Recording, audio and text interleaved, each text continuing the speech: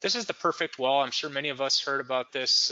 You know, this is even for adhered veneers. We can't turn a blind eye to fundamental building science principles. So the perfect wall is we put all the control layers outbound to the structure. Keep the structure that's more moisture sensitive in a stable environment on the inside. So that's where our water, air, and vapor control. When I say vapor control, that may be vapor impermeable, semi-impermeable, semi-permeable, permeable. You know, you have to decide what's appropriate for the project. But that water control line defines the wet zone and the dry zone with that enclosure.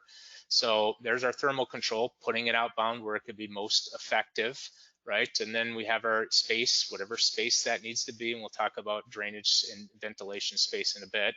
And then our cladding, that adhered veneer, and what the different attachment mechanisms is. Is it a lath? Is it a cement board? Is it the fasteners going back?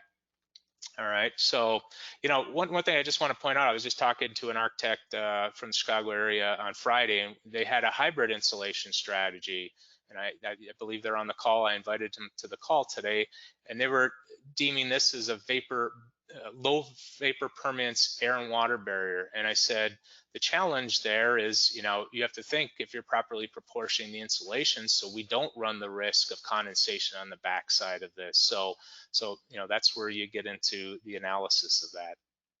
So when it comes to moisture control with this wall, right, we're trying to minimize that moisture on the exterior.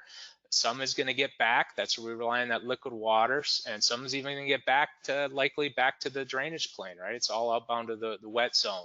We're looking at relative humidity. Let's take the winter conditions. So that warm, moist air wants to diffuse through those materials, and if that's a vapor impermeable membrane with all the insulation outbound, it's never going to reach the dew point. So that's the beautiful thing about this enclosure. It works in any climate zone. In the summer, right, we get vapor that gets through into that space. We may even get it back beyond where it condenses out, but it's all outbound to the water control layer.